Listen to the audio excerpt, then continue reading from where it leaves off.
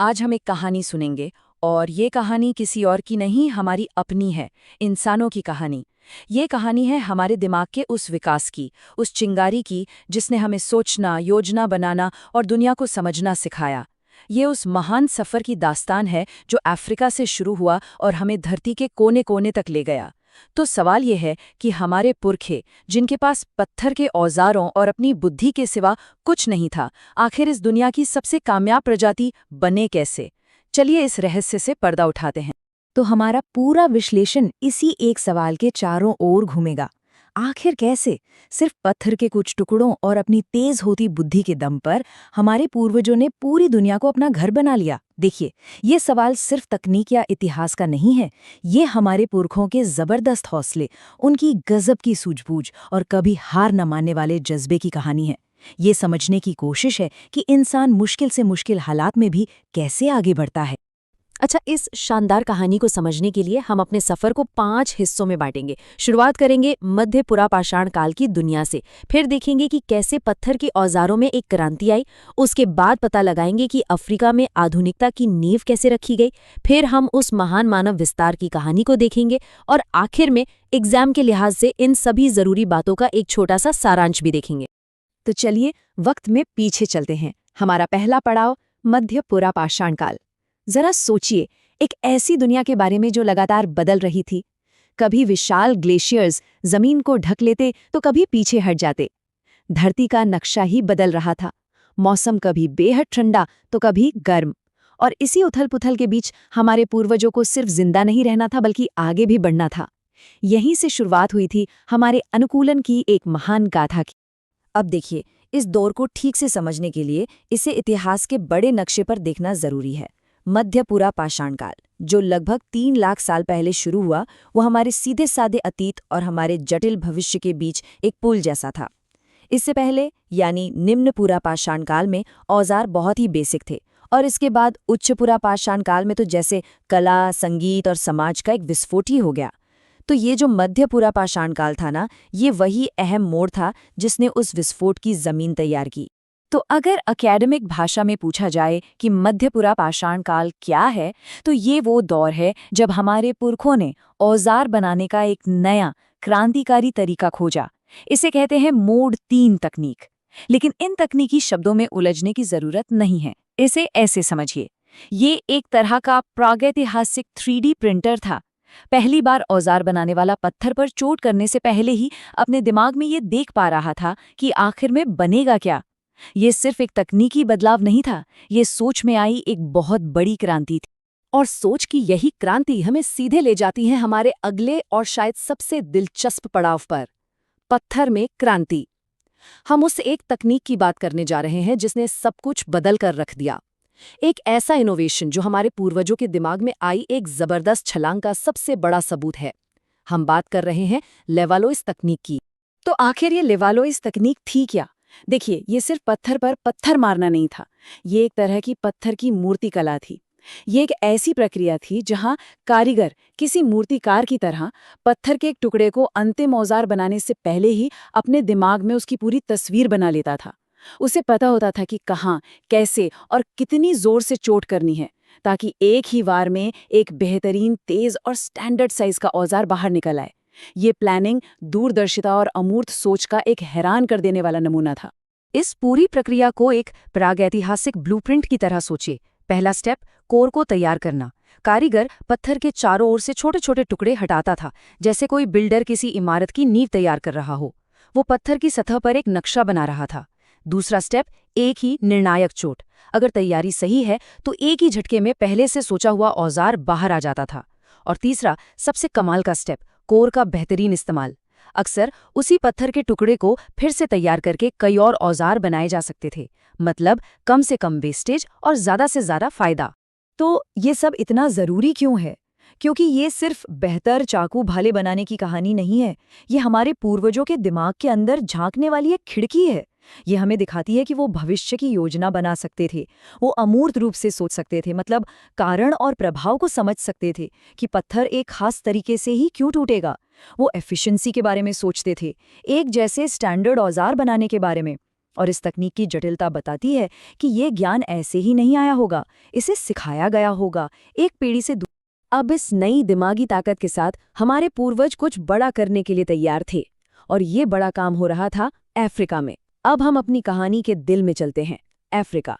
यहाँ इस दौर को मध्य पुरा पाषाण काल नहीं, बल्कि मध्य पाषाण युग या मिडिल स्टोन एज कहते हैं। और ये सिर्फ नाम का फर्क नहीं है, ये इस बात का संकेत है कि यहाँ कुछ बहुत ही खास और क्रांतिकारी हो रहा था। ये वो जगह है जहाँ हमें पहली बार वो बर्ताव देखने को मिलता है जिसे हम आज आधुनिक कहते हैं। और इस अफ्रीकी क्रांति का सबसे बड़ा सबूत हमें कहाँ मिलता है? दक्षिण अफ्रीका के तट पर मौजूद ब्लोम्बोस गुफा में। ये कोई मामूली गुफा नहीं है, ये एक टाइम कैप्सूल है। इस एक जगह से मिले सबूतों ने इंसानी इतिहास की पूरी कहानी को ही पलट कर रख दिया है। इसने हमें ये सोचने पर मजबूर किया है कि आधुनिक होने का असल मतलब क्या है। और ये सब हो कब रहा था? आज से लगभग 1 लाख साल पहले। जरा इस आंकड़े के बारे में सोचिए, 1 लाख साल। ये वो वक्त था जब यूरोप में हमारे नियंदरथल कजिन्स रह रहे थे और माना जाता था कि सिर्फ वही एडवांस्ड थे।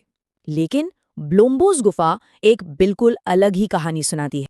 तो ऐसा क्या मिला इस गुफा में जिसने सब कुछ बदल दिया?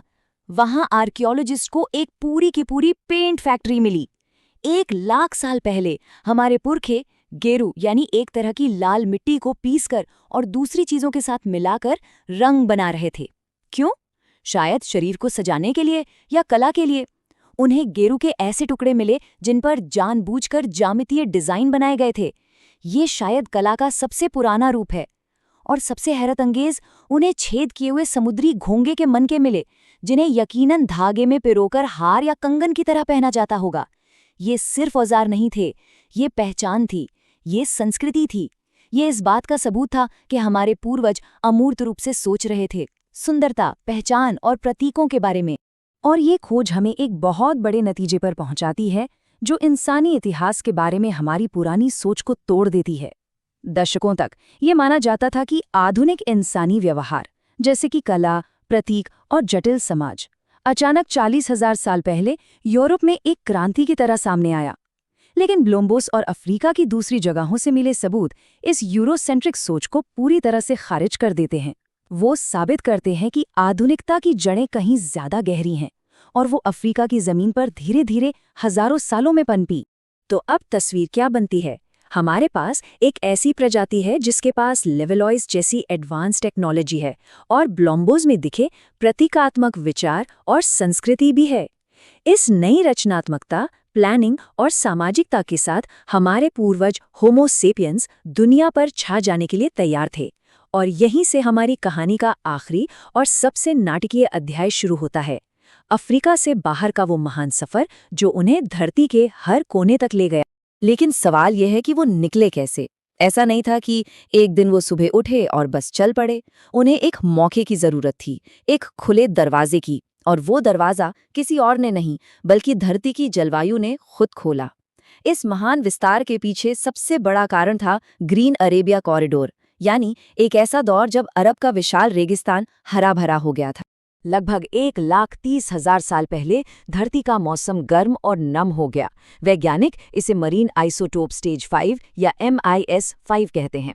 इस गर्मी ने अफ्रीकी मॉनसून को उत्तर की ओर धकेल दिया और अचानक जो आज दुनिया का सबसे बड़ा रेत का रेगिस्तान है, यानी अरब प्रायद्वीप, वो झीलों, नदियों और हरे भरे घास के मैदानों के एक खूबसूरत लैंडस्केप में बदल गया। इसने एक तरह से अफ्रीका और बाकी दुनिया के बीच एक हरा भरा हाईवे खोल दिया, जो हमारे शिकारी पूर्वजों के लिए बिल्कुल परफेक्ट। तो कहानी आगे बढ़ती है। करीब 1,30,000 साल पहले कुदरत ने अफ्रीका से बाहर का दरवाजा खोला।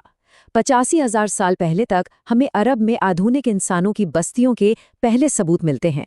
लेकिन फिर लगभग 74,000 साल पहले एक भयानक कुदरती आफत आई, माउंट टोबा का महाविस्फोट। इस तबाही के बावजूद हमारे पुरखे डटे रहे और लगभग 70,000 साल पहले माइग्रेशन की मुख्य लहर शुरू हुई। हम इस लहर को जेनेटिकली भी ट्रैक कर सकते हैं, एक मार्कर के जरिए जिसे हैप्लोग्रुप L3 कहते हैं। ये एक तरह का जेनेटिक धागा है जो आज अफ्रीका के बाहर के लगभग सभी लोगों को उन बहादुर प्रवासियों से जोड़ता है। चलिए इस टोबा वाली घटना पर थोड़ा रुकते हैं, क्योंकि ये हमारे लचीलेपन की एक जबरदस्त कहानी है। ये आज के इंडोनेशिया में हुआ एक महाविस्फोट था, जो इंसानी इतिहास के सबसे बड़े ज्वालामुखी विस्फोटों में से एक था। इसने आसमान में इतनी राख फेंकी कि सूरज की रोशनी ही रुक गई, जिससे एक ज्वालामुखी सर्दी का दौर शुरू हुआ जो कई सालों तक चला। दुनिया भर में तापमान गिर गया और इकोसिस्टम तबाह हो गए। ये उन शुरुआती इंसानी समूहों के लिए जिंदा रहने की सबसे बड़ी परीक्षा थी। तो सवाल ये है कि हम कैसे जानते हैं कि वो बच गए? इसका हैरान करने वाला सबूत मिलता है भारत में ज्वालापुरम नाम की एक साइट से। वहां आर्कियोलॉजिस्ट को 74,000 साल पुरानी टोबा ज्वालामुखी की राख की एक मोटी परत मिली, और जो उन्हें मिला वो चौंकाने वाला था। उन्हें उस राख की परत के ठीक नीचे पत्थर के औजार मिले, और फिर वैसे ही औजार उस राख की परत के ठीक ऊपर भी मिले।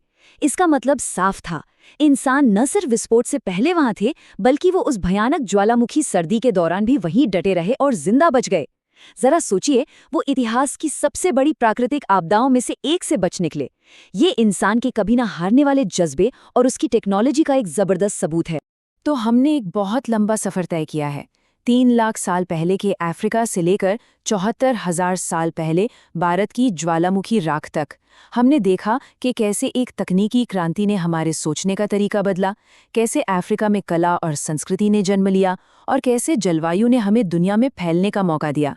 अब वक्त है इन सभी ज़रूरी बातों को एक साथ जोड़ने और एग्जाम के लिए तैयार करने का।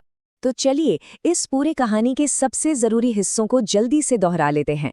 सबसे पहले मध्य पूरा पाषाण काल, 3 लाख से 50,000 साल पहले का दौर, जो मोड 3 औजारों यानी दिमागी क्रांति का समय था। इस क्रांति का दिल थी लेवलॉयस तकनीक, जो प्लानिंग और दूरदर्शिता का सबूत है।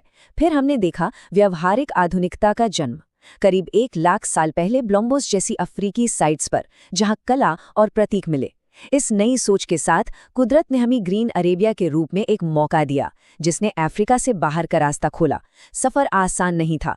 74,000 साल पहले टोबा विस्फोट एक बड़ी चुनौती थी, लेकिन ज्वालापुरम के सबूत हमारे लचीलेपन को दिखाते हैं।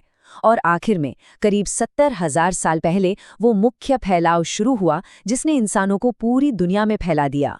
और हम अपनी बात इसी एक सवाल पर ख़त्म करेंगे। दिमागी क्रांति, तकनीकी इनोवेशन और मुश्किल हालात में टिके रहने की ये प्राचीन कहानी हमें आज अपने बारे में क्या सिखाती है? ये हमें याद दिलाती है कि हमारे अंदर भी हमारे उन्हीं पुरखों की आग है, चुनौतियों का सामना करने, खुद को ढालने और एक बेहतर भविष्य बनाने की क्षमता। अनुकूलन और सूझबूझ ही हमेशा से हमारे जिंदा रहने का राज रहा है, और शायद यही हमारे भविष्य की कुंजी भी है।